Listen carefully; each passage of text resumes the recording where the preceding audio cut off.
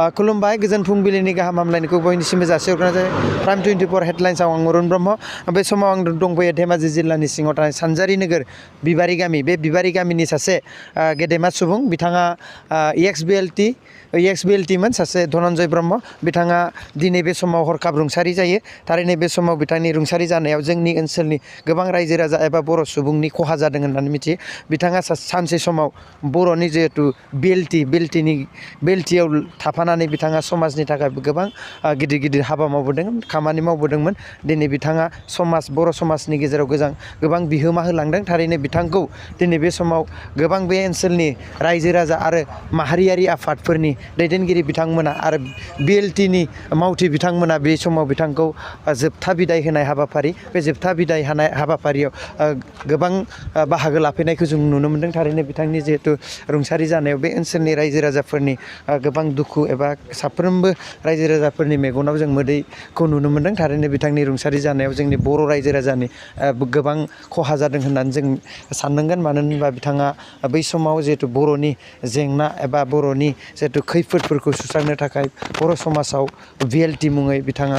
BLT आफादाव थाफानानै बर'नि थाखाय गोबां खामानि मावबोदोंमोन थारैनो बिथांमोननि दैदेनगिरि बे BLTनि जिहेतु दैदेनगिरि बिथांमोननिफ्राय फंनैसो बाथ्रा जों मिथिनो नाजागोन बिथाङा बे आफादजों थाफानाय समाव माबायदि हाबा आरो समाजनि थाखाय मा मावलांदोंमोन बिनि सायाव जों मिथिनो नाजागोन दिनै जिहेतु रुंसारि दिनैसो जोंनि हरखाब धनन्जय ब्रह्मआ जिहेतु रुंसारि जालांबाय बेनि सायाव नोंथाङा मा बुंनो सानो धनन्जय ब्रह्मआ आंनिनो बिमाय असेमोन बिमाय जायो आंनि हिन्जावा देखाफाम गाव पन्सायतनि आफादगिरि आरो लोगोसे बिमाय हिसाबै आं नुफैनानै जोबोद दुखु मोनदों मानो होनना बुङोबा बिथाङाबो सासे एक्स BLT समाव बिथाङाबो सासे माने जोबोद एक्टिभ सांग्रां माने सासे मावथिमोन आरो दिनैसिमबो बिथाङा मावथिमोन नाथाय मा खालामनो दुखुनांथाव मैया बिथांनि जिउआ रुंसारि जालांबाय आरो बे रुंसारि जानाय जिहेतु बिथांनि रुंसारि जानायाव मा खहा जादों होननानै सानो नोंसोरनि ओनसोलनि जाहा सासे गोरोंसा हिसाबै माने जोबोद माने थालांनाय बायदि मोन्दों जोङो मानो होनना बुङोबा बिथाङा माखासे माने साजेसन होयोमोन जोंनि खाथि खालानि गथ' गथाय आरो देखाफामावबो थांनानै जोंखौबो माने बिदिनो बहुत मानसिफोरखौ माने साजेसन होयोमोन आरोखि माने गियान होयोमोन जिहेतु नोंथाङा बे बिबारि गामिनि सासे लाइमोन बे हिसाबै धनन्जय ब्रह्मखौ नों माबायदि आरो बोरै लोगो मोनबोदोंमोन आरो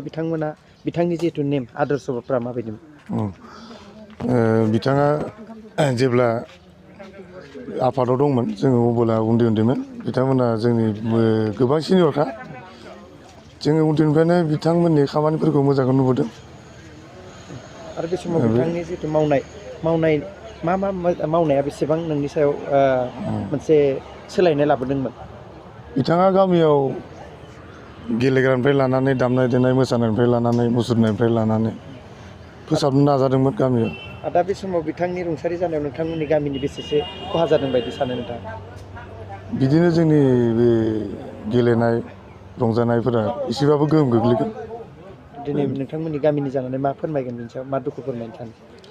दुखु दं गोबां दुखु फोरमायनो सानो दिनै दुखुनांथाव बाथ्रा बे गोदान बोसोराव जोङो सासे लोगो खोमानानै लानो गोनां जाबाय बिथाङा मा समाव BLT हिसाबै जइन जादोंमोन आंहाबो गोसोआव गैया नाथाय 2003 आव जेब्ला माने ऐतिहासिक माने बर' एकर्ड जादोंमोन BLTजों आसाम गभर्नमेन्टजों आरो इन्डिया गभर्नमेन्टजों बिथाङाबो एकर्डआव माने एकर्ड साइन जाखांनायनि उनावहाय माने 2003निनो 6 डिसेम्बर खालि माने बिथाङा माने जोंजों जयैनो सारेन्डार खालामफादोंमोन बिथाङा थांनानै थानाय समाव माने बर' समाजनि थाखाय गावखौनो बावसोमनानै बर'नो माबा मोनसे मोननांगौ होननानै बिथाङाबो माने जिउ माने होसोमनानैबो खामानि मावलांदोंमोन बिथांनि मावलांनायखौ जोङो दिनैहाय माने बुंनानै फोजोबनो हाया बिथाङा मा मावबोखो नाथाय बिथाङा दिनैहाय सारेन्डार जाखांनायनि उनावहाय जेबायदिहाय माने गथ' गथाय बा समाजजों गोरोबनानै खामानि मावलांदों बेखौबो जोङो बाख्नायनांगोन आरो मोनसे खोथाखौ जोङो दुखु नांगोन जे सासे एक्स BLT हिसाबै माने सरकारनिफ्राय जिबायदि माने रिहेबिलिटेसन मोननांगौमोन गथ' गथाय फोरोंनायाव आरो बिथाङा अबथिरा जौ गोमालांनायनि उनावबो दिनै 17 बोसोर जानायनि उनावबो दिनै सरकारनिफ्राय जेबो मोनाखै नोंगौ जोङो मोनसे समाव जोङो सोमावसारदोंमोन माबा मोनसे मोननांगौ होननानैबो जों सोमावसाराखैमोन बर' जाथिनि थाखाय माबा मोनसे जानांगौ मोन्थाइखौ मोननांगौ होननानै सोमावसारदोंमोन नाथाय होनो हानाय समावबो गभर्नमेन्टआ जोंनो बानायनानै होदिया जों नुनो मोन्दों जोंनिफ्रायनो माखासे मानसिफ्रा माने गोबां राजा जालांबाय मन्थ्रि जालांबाय बिथांमोनहाबो दिनै माने माबा मन्थ्रि माबा मोनसे जानांगौ होननानै सोमावसाराखैमोन बिनि थाखाय जोङो जोंनि दैदेनगिरिनि सायावखौनो जोङो दुखु फोरमायनांगोन आं दिनै बे समाव बेखौनो बुंनो सानगोन जे बिथांनि जिउमाया जाहाथे सोरगोआव आलो गोजोनै जायगा मोनो जों थांनानै थानाय समाव जों माबाफोर भुल बान्थि मावलांदोंमोनबाबो जाहाथे बिथाङा दिनै जोंखौ निमाहा होनानै बिथाङा जोंनिफ्राय दिनै आलो गोजोनै बिदाय लालाङो बेखौनो हास्थायगोन आरो बिथांनि न'खरा जाहाथे उनावहाय मोजाङै आलो गोजोनै गथ' गथायफ्रा गोरों गोरा जानानै बिफाया जेरैबायदि समाजनि थाखाय खामानि मावदोंमोन बिथांनि गथ' गथायाबो जाहाथे समाजनि थाखाय मोजां हाबा मावलांनो हायो बेखौनो आङो दिनै आसा खालामनाय जायो आरो बेबायदिनो जिहेथु आं बेखौनो खावलायनो नागिरदों जे दिनैहाय गोबां जोंनि एक्स BLT वार्कारफ्रा दिनै थांनानै दङ नाथाय बिथांमोनाबो अनसुंथाइ मोनाखै दिनैहाय माने जोंनि माखासे दैदेनगिरिफ्रा सरकारजों लोगो नांनानै दिनैहाय जिहेथु सरकार सालायगासिनो आरो सालायबावगोन नेक्स्टआवबो आं बिथांमोननिसिम मोनसे एपिल खालामो बिथांमोना जिहेतु सिगाङावबो होआखैमोनबा जाहाथे थांनानै थानाय मानसिफोरनि थाखाय बिथांमोननि माने न'खरनि बेब'स्थानि थाखाय बिथांमोननि थाखाय माखासे माने जितु गभर्नमेन्टनिफ्राय रिहेबिलिटेसननि बेब'स्था खालामो आं बेखौनो माने खावलायगोन जाहाथे जोंनि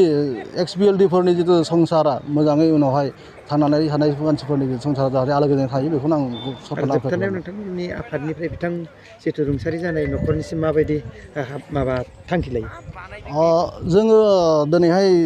सावरायगोन जों आफाद हिसाबै जोङो बिथांमोननो अनसुंथाइ माबायदि होनो हायो जोङो जयै रायज्लायना जिहेथु जोंहा बिदि माने जेबो फान्ड गैया थेवबो जोङो जोंनि लोगोफोरनिफ्राय जा थाइसे थाइनै हायो खांलायलायनानै जों माबा मोनसे बिथांनि